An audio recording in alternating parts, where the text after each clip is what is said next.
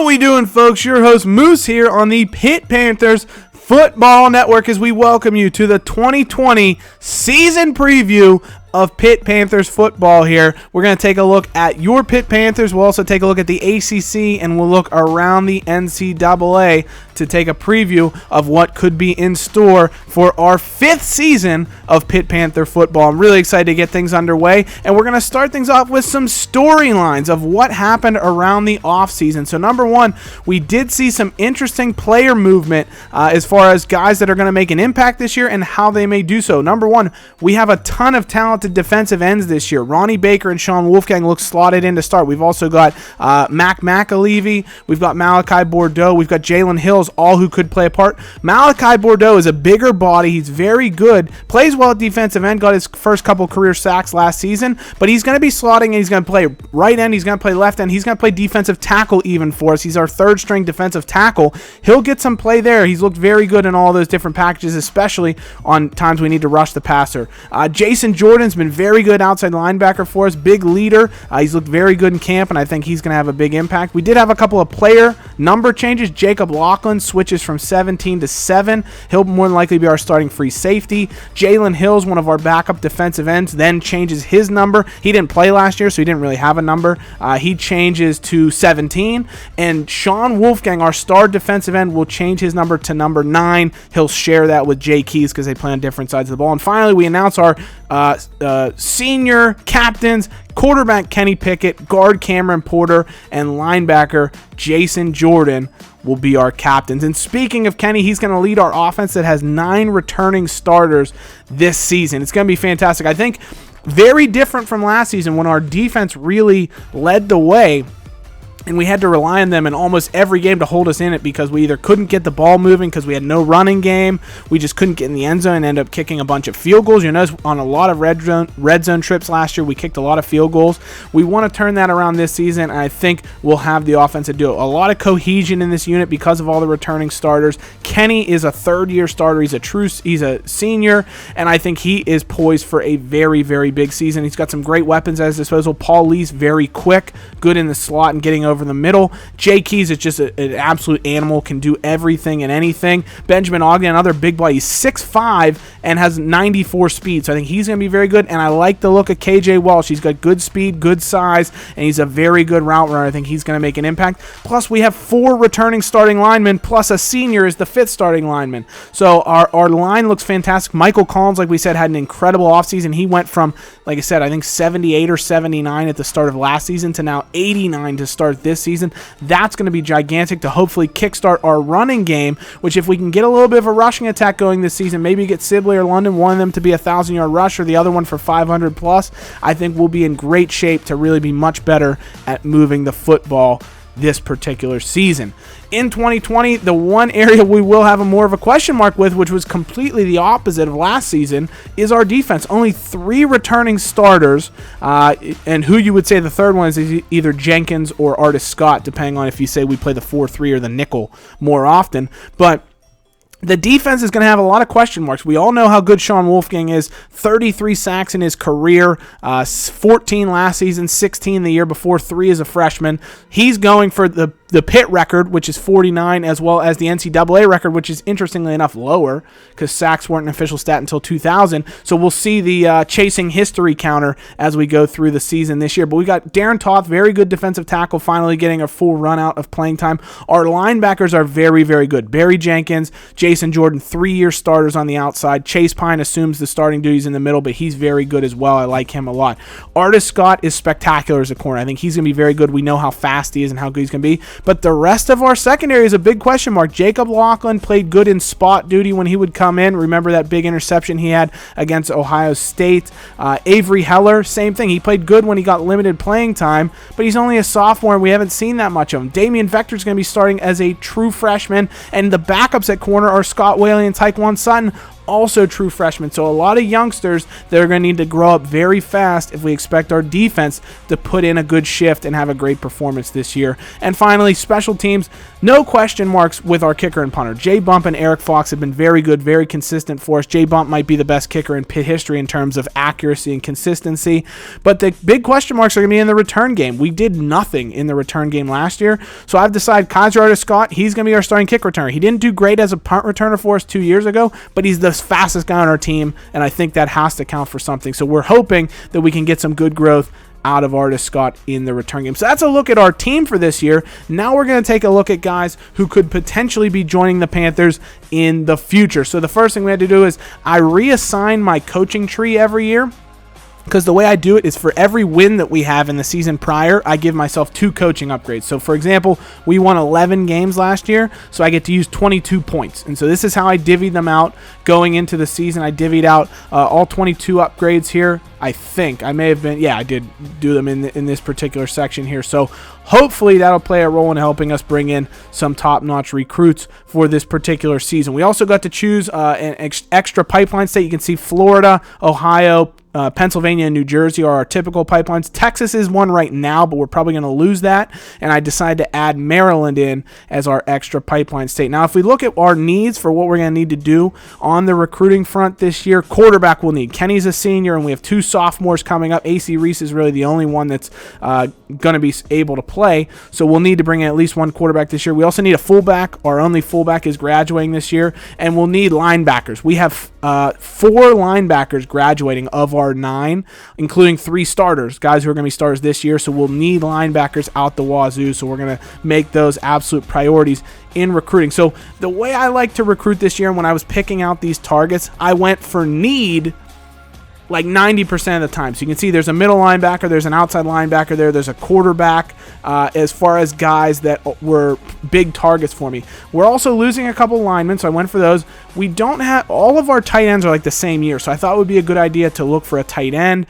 Maybe look for a receiver, same thing, because we could always use one more talented player in terms of that. Got a couple of fullbacks on the board who are important, and there's another guy that I took a look at right at the top of the list, halfback, that he's a speed running back. It says power for his type, but his 40 time is spectacular. And so he was a guy that I said, you know what, we need to go after him. We're also a bit lucky in that the teams that are looking at him aren't big name schools just yet, because he's from New Jersey, so he's got a lot of the schools from out east over there looking at him, but nobody's spectacular. Also, we have a kicker. Our kicker is a senior this year, so kicker is number 1 priority for us, so I made sure to find a kicker that I know can come in and do a job for us. And so this is how I divvied up the points, and you can see I offered some scholarships to some guys right off the bat, just because I don't want other schools to get an early lead on them. If you wait to offer the scholarship, you'll run the risk of potentially losing one of these guys because they don't feel that you're interested in them right off the bat. Now, the one house rule that I added for myself this year, which I hadn't been following,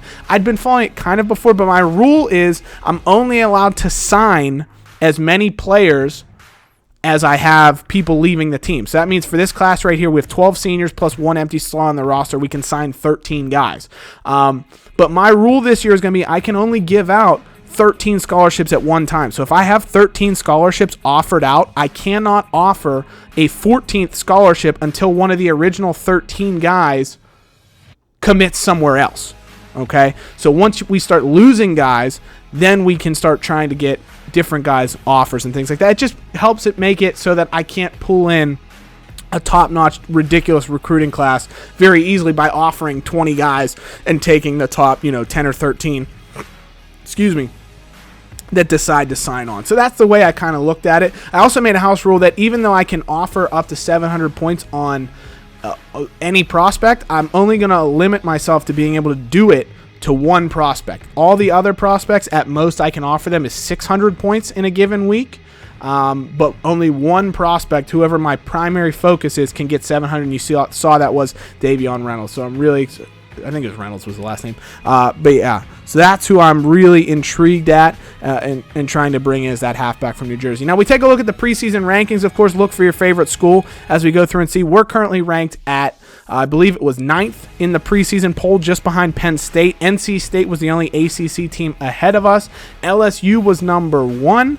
Alabama was 3, Ohio State was 2. So all the big name schools were there in the top 10 and teams that are going to be competing for a national title this season. So we'll go the whole way through.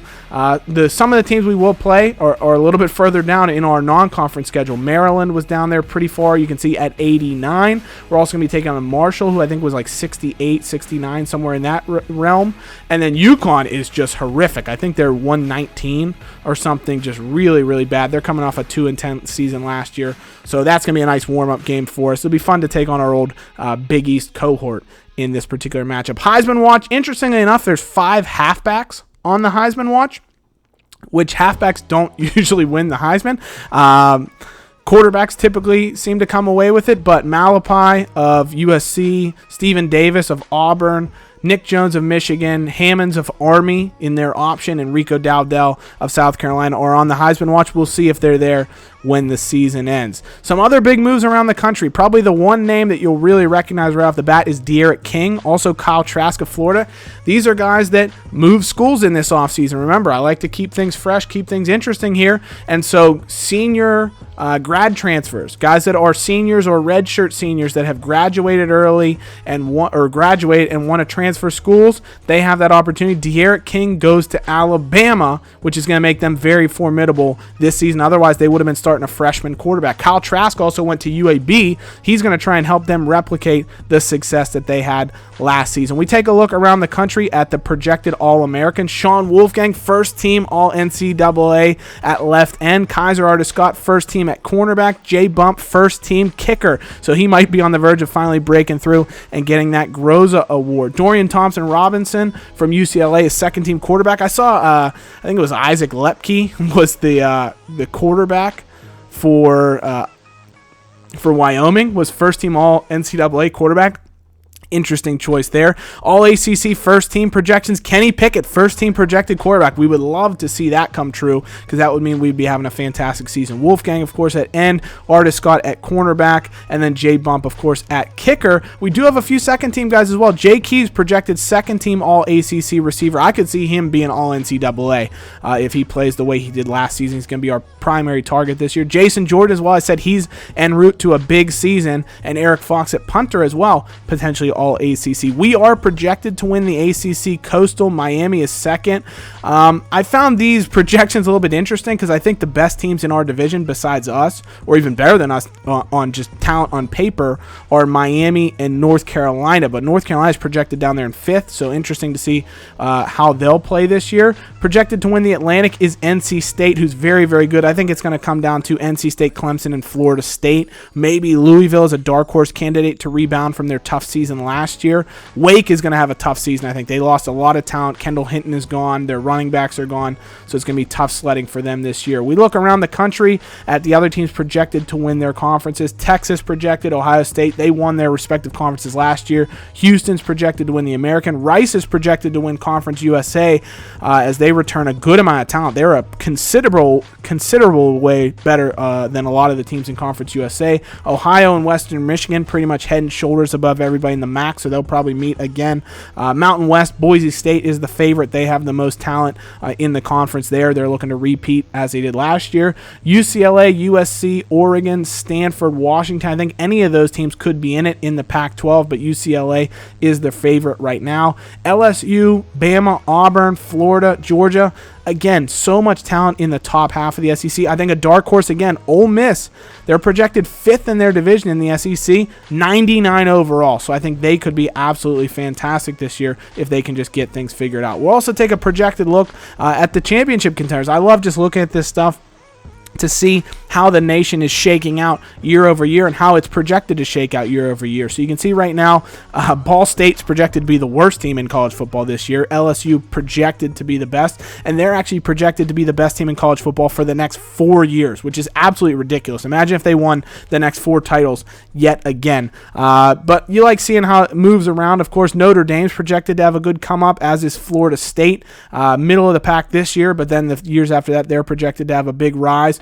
as are the Fighting Irish. But for the most part, the rest of the teams near the top 10 and things like that seem pretty standard. Washington expected to bounce back after having a really bad year, winning the national championship, of course, the year before that. Ohio State and LSU, look at those home winning streaks, are absolutely ridiculous. The Buckeyes haven't lost at home in 37 games. We're 25-2 at Heinz Field in this dynasty, which is fantastic. 10-game win streak, which has made Heinz Field an absolute fortress, which if Pitt wins, people come to Heinz Field and they are loud. So there's no doubt about it that Heinz Field will be a tough place to play when the Panthers are a winning team. In the ACC, only a couple of games this week. Clemson's playing and Duke is playing. I think they played Northwestern last year as well, so it must be a home-and-home series there. But some gigantic games. The SEC decided to take all of the headlines here in week 1. You got Bama hosting South Carolina, and then the game of the week, LSU is hosting Georgia. Those are two teams that could win their division, and they have to play each other in week 1. LSU is going to be breaking in a new starting quarterback. Georgia, I'm not sure if they're breaking in a new starter, but they have a big freshman who could be playing in this one.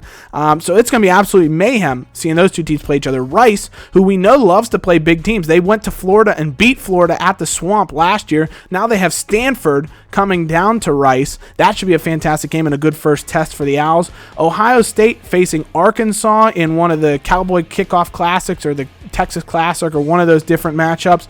That's going to be a great game for the Buckeyes, a real test for them to see if they can beat Arkansas, who's got a transfer quarterback this year. And then Michigan taking on Mississippi State down in another Cowboys Kickoff Classic. There should be some absolutely great games on tap. I'm really excited to see how week 1 goes. Let me know, will Pitt repeat as ACC champions? Who's going to be the real difference maker on this Pitt squad going into the season? And then who are going to be the big teams around the country? Who are the teams we can really expect to have big seasons this year? Is De'Aaron King going to lead Alabama back to the national title picture? Let me know in the comments. As always, guys, hail to Pitt. We'll see you soon. Take care. Bye-bye.